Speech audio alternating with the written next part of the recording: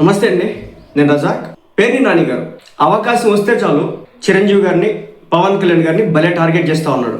నిన్న ఏదో యూట్యూబ్ ఛానల్కి ఇంటర్వ్యూ ఇచ్చాడు.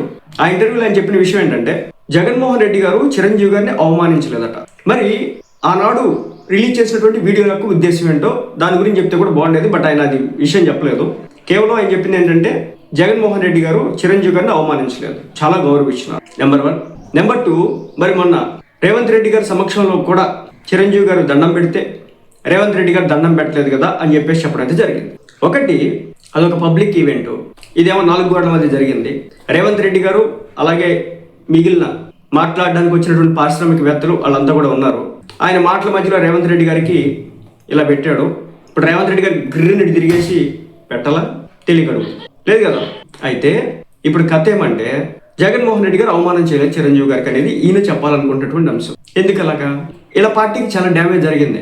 చిరంజీవి గారి వల్ల అవమానం పొందినాడు జగన్మోహన్ రెడ్డి కారణంగా అని చెప్పేసి, దాంతో లాస్ట్ ఎలక్షన్స్ లో ఏం జరిగిందో మనందరూ కూడా తెలుస్తుంది కదా. దాన్ని సరిదిద్దుకోవడం కోసం, దాన్ని కప్పిపుచ్చుకోవడం కోసం ఈ రోజు వీళ్ళు ఈ ప్రచారం చేస్తున్నటువంటి పరిస్థితి. మరో పక్క చూసుకుంటే పవన్ కళ్యాణ్ గారిని టార్గెట్ చేయడం అంటే, పేర్ని నాని గారి పని, ఆయనకి ఇచ్చినటువంటి టాస్క్ ఏంటంటే, అయితే చిరంజీవి గారు లేదంటే పవన్ కళ్యాణ్ గారు వీళ్ళని టార్గెట్ చేస్తా రాజకీయ పబ్బం కట్టుకో. బాలకృష్ణ గారు కూడా మొన్న చిరంజీవి గారికి ఏదో కౌంటర్ ఇచ్చారట, దాంతో చిరంజీవి గారు రెస్పాండ్ అయినారట, అదంట ఇదంట అని చెప్పేసి తెగ చెప్పేసుకొచ్చిన. నిజంగా ఆ రోజున సినిమా ఇండస్ట్రీ వాళ్ళంతా కూడా వస్తే జరిగినటువంటి వ్యవహారం ఏంటి, కథ ఏంటి, ఆ రోజు ఏం జరిగింది, ఎలా వ్యవహరించున్నారో అంతా కూడా మర్చిపోతారా?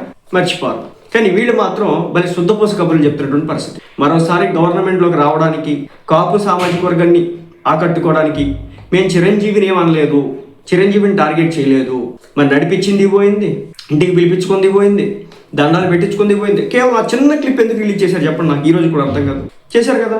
ఆ తర్వాత టికెట్ల విషయం, పవన్ కళ్యాణ్ గారి సినిమాకి 5, 10, 15 రూపాయల టికెట్. ఆ టికెట్లు తేవడానికి సినిమా నడుపుతాడా?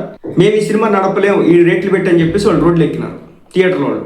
పవన్ కళ్యాణ్ గారి వకీల్ సాబ్ కావచ్చు, భీమ్లా నాయక్ కావచ్చు, వీటిని ఆర్థికంగా దెబ్బ కొట్టడానికి ఎక్కడ లేనటువంటి డిపార్ట్మెంట్లు అన్ని కూడా రాత్రి పనిచేసినాయి. ఇది కేవలం పవన్ కళ్యాణ్ గారి విషయంలో జరిగింది కదా. మరి మనం 5, 10, 15 రూపాయల టికెట్లు ఎవరికి పెట్టాం? అది మర్చిపోతే అలాగా? అదేమన్నా మీరు సెర్చ్ చేయండి యూట్యూబ్లో, పవన్ కళ్యాణ్ గారు భీమ్లా నాయక్ సినిమా, వకీల్ సాబ్ సినిమాకి టికెట్ రేట్లు ఎంత పెట్టినాడో. ఈ రోజు వచ్చి 5, 10, 15 టికెట్లు ఎవడో నడపలేడు సినిమాని, ఏ థియేటర్ నడపలేడు థియేటర్ యజమాని. అలాంటి టికెట్లు పెట్టి ఆయన ఆర్థిక మూలాలు దెబ్బ కొట్టాలని చెప్పేసి జగన్ గారు చూస్తే, ఈ రోజున పేర్ని నాని గారు వచ్చి అబ్బా సినిమా ఇండస్ట్రీని మేలు చేయడం కోసం అని చెప్పేసి జగన్మోహన్ రెడ్డి గారు ఇలాంటి నిర్ణయం తీసుకున్నాడు.